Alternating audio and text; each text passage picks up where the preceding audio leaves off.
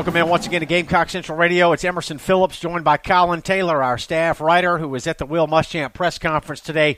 South Carolina getting set for a noon kickoff against Tennessee in what appears to be a very interesting ball game for a number of reasons. Carolina coming off this blowout win over Arkansas, so the Gamecocks have got some momentum, some confidence with a 4-2 record heading on the road to Neyland Stadium on Saturday. And Tennessee feels like a ship without a sail right now, although they are coming off a bye week, but 2 weeks ago they were blown out at home 41-0 by Georgia.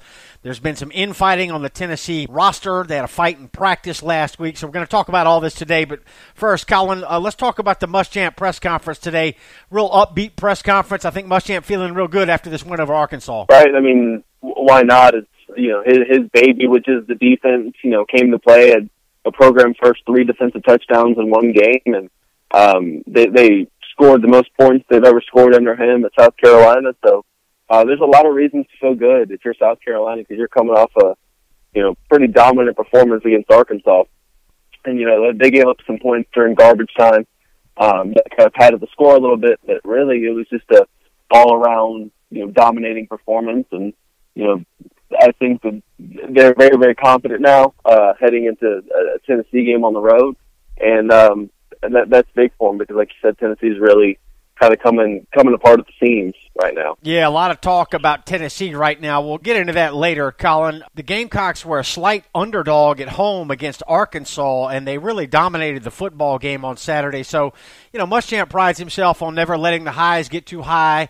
or the lows get too low, but I think he definitely sounded confident today, and it felt like Muschamp was just in a pretty good place right now. Subject to change, obviously, at a moment's notice, depending on how the Gamecocks play Saturday. But felt like, everything is in order right now for South Carolina. So let's talk about injuries first, Collyn. The Gamecocks have been depleted on the offensive line by injuries. Muschamp said today that Bailey and Helms ran around at practice today, although you reported on GamecockCentral.com this morning that Donnell Stanley said none of the 3 injured offensive linemen took team reps today in practice, but Muschamp did say that Zach Bailey and Corey Helms ran around at practice today. Malik Young will be evaluated tomorrow, and wide receiver Terry Guger, who left the Texas A&M game a couple of weeks ago with that scary head injury, still questionable for this week against Tennessee. I think the coaches are playing it safe. They're going to want to make sure that, Bailey and Corey Helms I think those 2 guys have the best chance of playing this week. If at all. I think Malik Young's probably, a couple weeks out just because he was the most recently injured, and ankle injuries, especially for offensive linemen, take a while just because the ankle is so important, and, being able to pivot and kind of use that is a little bit more important too. But they're going to hold them out until they feel like they're really, really comfortable. Will Muschamp talked today about, if they feel like Bailey and Helms or Young are ready to go, then he gets to go have a conversation with Eric Wolford about, how much they use them. Is it in emergency situations only? Is it, do they play him for about 40 snaps, 50 snaps, or is it full go? They're going to start the game because Darius Hutcherson and Blake Camper have both played pretty well in their stead. So a lot to be determined. I think Bailey and Helms do have the best chance of playing this week, but a lot, they're going to evaluate probably Wednesday, Thursday, before they make any kind of decision on that. Collyn, maybe the most pleasant surprise from the Arkansas game was the way the Gamecock offensive line played. I mean, this is basically a patchwork unit that the Gamecocks ran against Arkansas, and Carolina ran the football very well and protected Jake Bentley. They only gave up the 1 sack to Arkansas after giving up 7 the week prior to Texas A&M. And I know the Gamecocks had to lead much of the ball game against Arkansas, so the play calling may have been a little bit different, playing with the lead, but the O-line played extremely well. Right, and I think that has a lot to do with, more experience. Is, Sedarius Hutcherson, who didn't play last year, is now, into kind of the game speed now that he's playing once, Helms went out, and they're kind of starting to have this back and forth and kind of know where everybody is, and they're starting to, the light's coming on for them a little bit, and I think that helps. But yeah, the offensive line turned in their best performance of the year so far. They really opened up some running lanes for Rico Dowdle, Tyson Williams, and A.J. Turner, and they protected Jake Bentley, which has been a thing that maybe didn't happen the last couple of weeks with all those injuries kind of decimating that front front line there. Gamecock defense turned in a dominant performance as well. You mentioned the 3 defensive touchdowns, a first in South Carolina Gamecock football history, and they actually had a 4th touchdown overturned by a replay. So, just couldn't have been a much better day for the Gamecock defense in terms of stifling the Arkansas running game. I think that was a concern coming in. The Gamecocks had not seen the I formation all year, and they handled it extremely well. And Gamecock sophomore defensive lineman DJ Wanham named SEC Defensive Lineman of the Week this week. So, the team forced a bunch of turnovers, Collyn, and Muschamp was asked today, how do you create turnovers? And he said, well, some players just have innate ability. And he mentioned Stephen Montack as one who's just got a knack for taking the football away from somebody. But Muschamp went a little further into detail, Collyn. He said that the players go through the turnover circuit every Tuesday, some drills that they run to try to help create turnovers. And he said that they watch video, examples of how to get the ball away from the other team. So football's really changed, and I thought this was an interesting insight into some of the stuff that the team does that we don't see. Right, and, that's since day one, since Muschamp arrived at South Carolina, he's preached about an opportunistic defense, a defense that's going to take advantage of misthrown balls or running backs not holding on to the ball properly. And that's something that, the coaching sees hired coaches that have the same philosophy. So, T-Rob in the secondary and, Hustler with the linebackers and things like that, and Thompson with the defensive line, they're all, preaching to these players, go get turnovers. Go and, Dante Sawyer said it today during player availability that, it's always in the back of his mind if he's rushing the quarterback. If the tackle's secured once he gets there, then he's going to go try and strip the ball.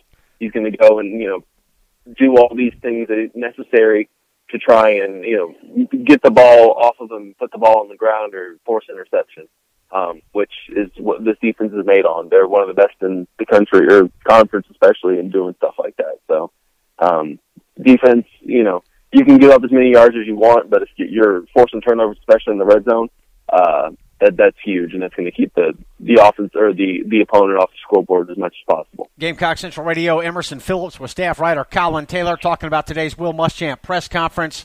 We hope you will download the Gamecock Central Radio app. By now, you've surely heard about the new phone app that we've got. It's available on the App Store and on Google Play. It's a free app. It allows you to listen to our podcast on your cell phone or mobile device.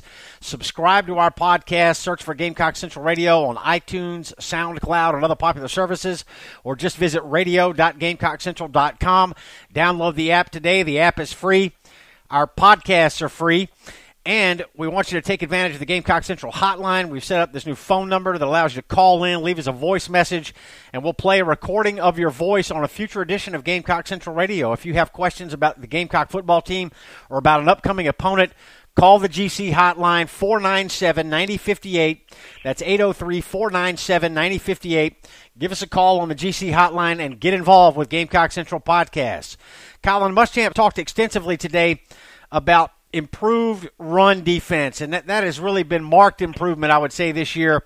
Even in the losses to Kentucky and Texas A&M, the Gamecock run defense was pretty daggum good, and it was really good against Arkansas on Saturday. And Muschamp cited a couple of reasons why. He said that the D-line is playing with their blocks more square. So I wanted to get you to expound on that a little bit and tell us what that means. And he said pad levels improved. And he mentioned Ulrich Jones and Taylor Stallworth. And he said that Sky Moore and T.J. Brunson are playing at a high level, and that helps the defensive line also. So talk about, what does that mean exactly, Collyn, playing blocks more square? It's really, a defensive lineman is kind of predicated on making sure he has a wide base and he's in control of his body. And that means kind of playing, face front to the offensive lineman to be able to kind of move where you want to move. If the offensive lineman has you kind of off balance a little bit, then he's able to control where you go as a defensive lineman, what you can do in terms of getting to the running back or the quarterbacks on pass rush. So that's what he's talking about. He likes them playing kind of more up, low to the ground, but kind of square in terms of, where they're facing and trying to face the ball more. And it's worked so far. They're doing a good job. Taylor Stallworth is, or with Jones. And, this defense, they've talked about the defensive line trying to hold blocks and, keep the offensive line occupied. That way, Sky Moore and T.J. Brunson and Sherrod Green and, Daniel Fennell, those guys, and DJ Wanham, those guys can go and make plays in the backfield or in the, in the passing game. And, if the defensive line can hold that, then it allows those kind of quicker, more agile guys to go make plays in the boundary and things like that, which is what the defense is kind of built on. Gamecock defense looked as good as it has looked under Will Muschamp, forcing a number of turnovers, and Stephen Montag had a big hit that forced an Arkansas fumble. Dante Sawyer with a strip sack that was picked up by T.J. Brunson on return, 73 yards for a TD. And then late in the game, Collyn, Keyshawn Nixon from California intercepted a pass and took it to the house for a pick six. And Muschamp was asked about Keyshawn Nixon today, and he said some very interesting things. Collyn, they started him out at safety, but Muschamp said that he believes his position in the future will be cornerback. Yeah, and they're a guy that's the coaching staff is very high on Keyshawn Nixon. He's agile. He's kind of a physical cornerback, something like a Rashad Fenton, what they have right now. But he didn't get to campus until right before preseason camp started. So there was kind of he was behind the eight ball, so to speak. They put him out at safety, thinking he could play that this year, and that, it didn't really match his skill set. So they think he could play it, but he's just a better corner, and that set him back a little bit in learning the defense, some. And, now Muschamp said, a couple times this week, he's really high on what Keyshawn Nixon can do. He's going to have a great career at South Carolina. It's just a matter of finding him time to play between, Rashad Fenton and Jamarcus King and, Jemias Williams, where he fits into that defensive secondary. Yeah, really exciting to see Keyshawn Nixon make a play. We've heard a lot about him coming in, and he joined the team a little bit late, Collyn, but great to see him on the field with the lights on at the end of that Arkansas game. And I know it came late in the game. The game was already decided, but great to see young talent making a play. The Gamecocks are already thin in the secondary, so when you can add another playmaker back there, that's always good to see. So good things for the Gamecocks all around after this win over Arkansas. And, Collyn, one other item on the Gamecock defense. Muschamp was talking about the improvement of the defense, and he talked about Sherrod Green. I wanted you to share with our listeners today some of the things that Muschamp said about Sherrod Green. I thought this was very interesting. Muschamp said that Green spends a lot of time in film study with Coleman Hutzler, his coach, and Muschamp said that part of the Gamecocks' evaluation of recruits includes importance of the game. How important is the game to these players that they're recruiting? And Sherrod Green is a prime example of a kid that the game means a lot to him, and it shows up in his work ethic and the way he plays the game. Yeah, and, I think in any walk of life, you want people, you want to surround yourself, you want to work with people that care about the thing you're working toward just as much as you do. And Will Muschamp cares about, South Carolina, he cares about the game of football, and he cares about winning, and he wants guys that feel the same way. He wants guys that are willing to put in maybe the extra work to, watch film and put in the extra work on the practice field or extra reps or things like that. And, those late nights with Coleman Hutzler and the coaching staff are not mandated. And Sherrod Green kind of goes in on his own time and watches film and things like that. So, that's another young player that South Carolina's excited about. True freshman that they're kind of throwing to the wolves right now and saying, go and learn. And, we got his first career start against Arkansas, in more of a traditional 4-3 defense, as the Sam linebacker, and played pretty well. That's a guy that can be a cog in that, defense for years to come, maybe the next T.J. Brunson, even though Brunson's only a sophomore. So, Collyn, we can turn our attention now to the Tennessee game, and Muschamp did talk a good bit about Tennessee today, talked about running back John Kelly for the Vols, said he's one of the elite running backs in the SEC, said he gets Tennessee going and he runs violent. So, Carolina just had a good game against the run against Arkansas, but it'll be a different test against John Kelly and the Vols on Saturday. Yeah, and it's a Tennessee team that, you really don't know what to expect, but you do know they run the ball really well. They have a lot of playmakers. They have John Kelly's a big playmaker on that side. So, you hope that this Arkansas game builds confidence a little bit, makes the team think that they can stop the run, because they're going to need that kind of mentality going forward, because Tennessee does run the ball really, really well. And it's been something that South Carolina has not stopped as consistently as they wanted to stop it this season. Butch Davis is on the hot seat. This is one of the hot topics in the SEC right now, particularly coming off that embarrassing loss to Georgia, 41-0 a couple of weeks ago at home for the Volunteers. So Muschamp was asked about blocking out the outside noise. And, with Muschamp's time at Florida and his departure from the Gators program. He's got some experience dealing with this. He was asked, is it possible to block out the outside noise, and is that something that you address with your team? And Muschamp said, no, not really. He said, but you can't turn off Twitter. He said all he did, and he was speaking from experience, Collyn, he said that you focus on preparation. So we would assume that that's what Butch Davis is doing with Tennessee. The fight in practice last week, the second fight between Tennessee players in practice this year that resulted in the suspension of their best defensive lineman. Collyn, there's a lot going on at Tennessee, not much of it good right now. Right, and like I said earlier, it's like they're coming apart at the seams. You have players fighting in practice. You have, the coach, fighting for his job, it feels like, or definitely sounds like.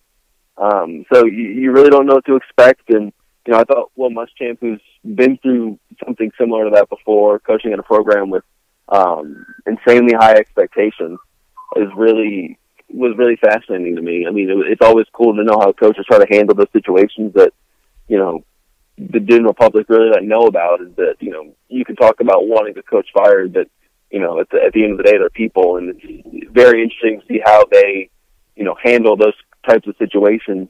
I thought Will Muschamp gave a great answer to it about trying at least to block out the noise, and I'm sure that's going on at Tennessee right now, is that they're trying to find some way to keep the media and the pressure around winning off of them, and just kind of focus on playing the game that they've played all season, and or at least trying to return to some sense of normalcy right now up in Knoxville. Collyn, recapping, summarizing briefly the incident involving Tennessee defensive lineman Darrell Taylor last week in practice. He got into a fight with a teammate and reportedly kicked him, and it required stitches to the face of the player that he got into the fight with. So Taylor was already scheduled to miss half of the South Carolina game because he was ejected from the Georgia game for fighting. And then a few days later, he gets into this fight with a teammate, kicks him in the face, gives this guy stitches, and now he's been suspended indefinitely by Tennessee. Right, and, that's something you don't want. And there was another instance where a player, tripped over a helmet or was pushed over a helmet, or you really don't know what's going on. So there's a lot of different scuffles going on. You can tell frustration level is high up in Knoxville. These players are just want to win, and it's the attention, they're trying to focus attention back to the football field, but it's hard to do when there's so many questions about your coach's future and things like that, because all these players have been recruited by Butch Jones. And, seeing this, and I'm sure, melts to the frustration level at least a little bit. So it's an interesting situation in Knoxville, without a doubt, and it's going to play into at least a little bit right now. So what's going to happen Saturday? Yep, Tennessee's 3-2. They're 0-2 in the SEC. They beat Georgia Tech in overtime in Atlanta to start the year. They also have wins over Indiana State and kind of a sluggish win over UMass, 17-13. Their two losses at Florida, a game they were in position to win. Florida hit the Hail Mary on them on the last play of the game, beat them 26-20. And then 2 weeks ago, Georgia went into Neyland Stadium and just steamrolled Tennessee 41-0. So Tennessee has had a week to try to regroup with the bye week last week. 2 weeks to prepare for South Carolina. Noon kickoff, 12:02 official start time on ESPN in Knoxville on Saturday. Going to be an interesting ball game, Collyn. Paul Feinbaum said this week that Arkansas is now officially a dumpster fire. I would suggest that Tennessee is a full dumpster, and the Gamecocks should bring matches to Neyland Stadium on Saturday. Absolutely, and it's the Gamecocks have a tendency of going up to places with coaches on the hot seat and making their seats a little bit warmer with wins. So we'll see if that happens again this week. Tennessee a slight favorite against the Gamecocks going into Saturday's game. Collyn, thanks for your time today. Absolutely. Thanks for having me on. All right, that's Collyn Taylor, Gamecock Central staff writer, and I'm Emerson Phillips. This is Gamecock Central Radio. Thanks for joining us.